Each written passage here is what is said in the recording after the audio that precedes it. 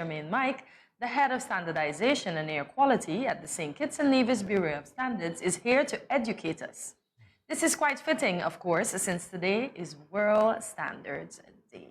Good morning, Jermaine, and welcome back to Good Morning, SKN. Good morning, and thank you again for welcoming me. Oh, it's always a pleasure to have you. So firstly, we want to know, what are international standards? International standards are standards that are used throughout the global community. They are often recognized and accepted in almost every country.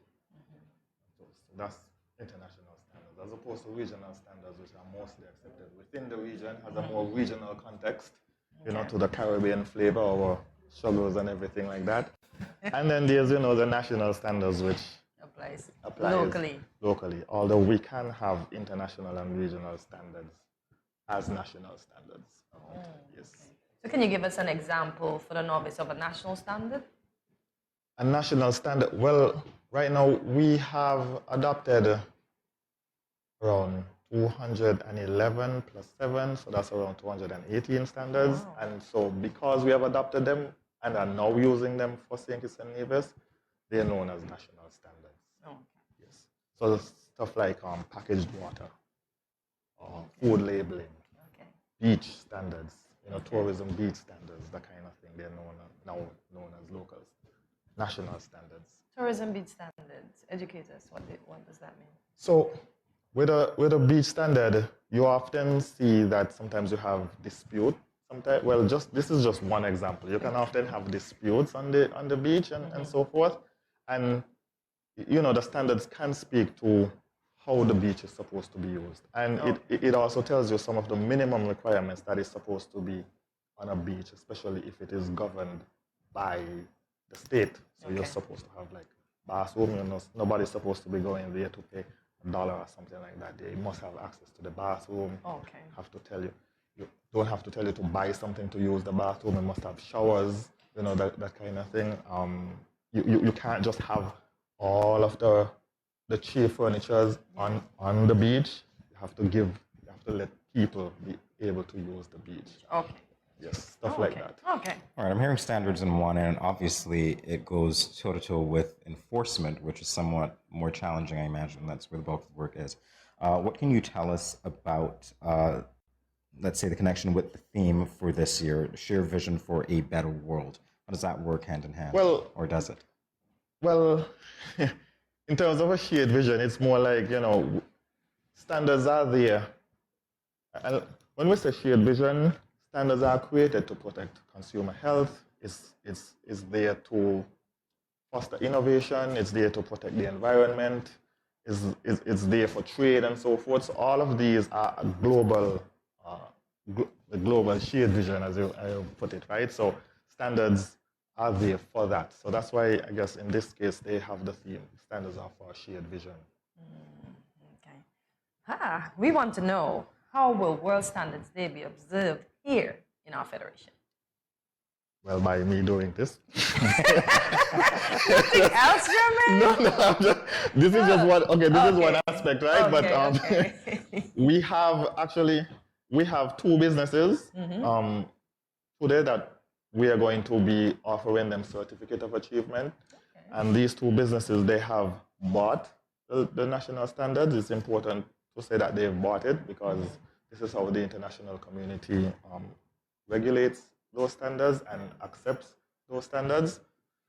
They have also, with their product, they have also committed themselves to improve their product, especially for the consumer and even for their own benefit, using those same standards, right? So we find that since they've been using it, since they've bought it, since they've come and to the Bureau of Standards and glean the advice of the Bureau of Standards, their product has skyrocketed. And so these two companies, one is owned by Jacinta Masham. She has like a beauty line, and then the other one is Island Purified Water. Oh, nice. I'm glad that you mentioned the water. Happy for Jacinta as well. In terms of labeling requirements, I know that was one of the things that I saw in the news very recently as to labeling for products, particularly water, I think it was. Was that one of the things? There's general food, there's labeling for food. There's also every product must have a labeling, must have labeling, some kind of labeling attached to it. Okay. Right? So if there's the water specification standard would speak to labeling within it. So there's just a specific way that it may be for the labeling of water. You know, I never knew water expire until a few days ago when I was going through some waters and I realized they had expiration dates on them.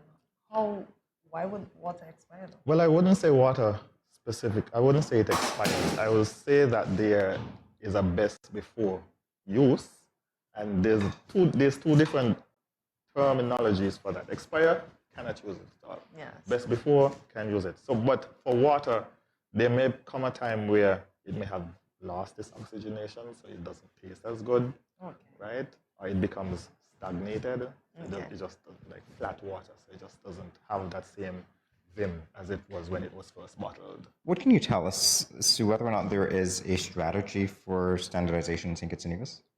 Well, our strategy at the Bureau of Standards is mostly to adopt as many standards as the country needs or may not even know that they need, right? Especially in the areas of food, construction, lumber, steel, and those kind of things, right?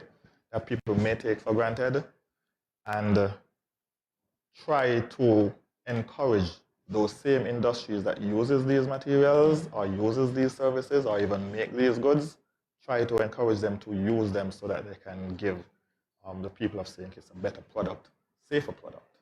So that is, I would say, our standardization strategy. We also have some, how should I put it? We also have some jurisdiction over certain products that we also do or would like to start to regulate, for especially before it can reach to the populace of St. Kitts and Nevis, try to stop it at the border and so on. What are some of those products?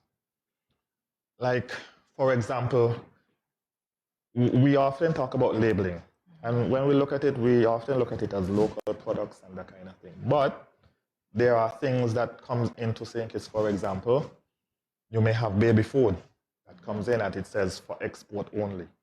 And I'll be like, well, why would you have something that says export only? Is it not good for your country that you have to only have it as export only here in St. Kitts and Nevis? And so even those kind of things, you will find there's chicken, you will find that there's certain meats that just, it comes with a small little label for pet, not for human consumption, but then it reaches in our diet because somebody didn't read that kind of thing and so forth. So just certain things like that. In listening to you, and you actually are jogging my memory here because I've seen those labels for export only and so on. Yeah. And I'm curious as to whether it's your experience that perhaps the standards are different, and so that's why if products are made, then they have to be exported because they wouldn't pass the bar or meet the bar, domestically. Just to give you an example, real world example. One country was shipping toys to another country. Lead is universally known as something that, is hazardous to human health. It is. However, because that country didn't have the necessary laws in place to prevent lead, the other country started sending toys over there that had in lead. So it's morally wrong.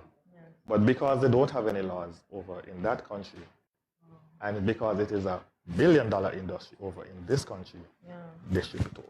And so these are some of the things that we kind of would like to put in place using the standards first, so that when you do regulation, you can say that here is the standard that the people of St. Kitts have adopted, and here's the regulation that came from these standards. They didn't just fall out of the air. Very important indeed. So what is one of the standards that we would have adopted that we are not using just yet? Water. Okay.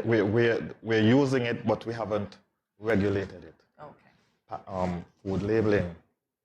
Although we're trying to, right now these are just moral persuasion. However, I've been working hard and I do have draft regulations for them already. Good stuff. So I just kind of need to send them out right now to the various stakeholders so that they can have comments and so forth on it. All right, so once it's regulated, what happens after that? Once it's regulated, then you just can't be in contravention of the law, essentially. Okay, fair enough. So enforcement again. Yes, Yeah. enforcement. And more than one agency can regulate now. So now customs would have that power because they will say, hey, according to the Bureau of Standards legislation, this cannot pass. Health Department can say, according to this cannot happen. Consumer Affairs could also use it. More than one entity can use it because it now has become a national legislation. So last month, there was a launch of the St. Kitts and Nevis Bureau of Standards project, strengthening the national quality infrastructure with specifically targeted agroprocessors. Tell us about that. Well, one of the things we would like to get the agroprocessors up to scratch so that we can have professional looking products. We already know we have quality products, but we just need them to come up to the standard, as we would say, up to standard in terms of the packaging and the labeling and so forth. Because our agroprocessing product it's ripe for trade, right? But you have to meet those requirements. Sometimes those other countries have technical barriers in place, and they said, well, this is what we have for our country, so you need to come up to this standard. And a lot of it has to do with testing, right? So we, as a Bureau of Standards, are trying to get a lot of the machinery to make sure that we can do testing for the agroprocessors to meet the requirements out there for when they try to find those markets. So then I'm curious to know again, if we're talking about regional standards versus national standards, is it your experience then that regional standards could facilitate trade? It can facilitate, yes, it can facilitate trade. Are national standards sometimes more specific than the regional standards? Would that also operate as a bar to trade? It can be, and I'll give you an example. Jamaica loves ackee. Ackee is something that is people attribute to Jamaica.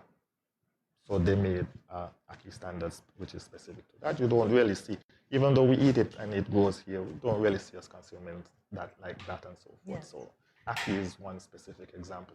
It doesn't really grow in too much parts of the world and so on. So that's one example. There are other indigenous things that agroprocessors use that you will probably need testing, nutritional testing and that kind of thing, right? That may not necessarily be out there on the market that is in a database for nutritional values and that kind of thing. So Jermaine, do you have any final words for the public on World Standards Day? Well, I always encourage people to contact the Bureau of Standards, see what it is that we have, see what it is that we are doing, especially those within the business sphere, those that trade and so forth. I often also encourage them to help us in terms of construction of our legislation, making sure that it is sound, it is not biased, and it is as fair as possible to both the consumer as well as the manufacturer or the trade.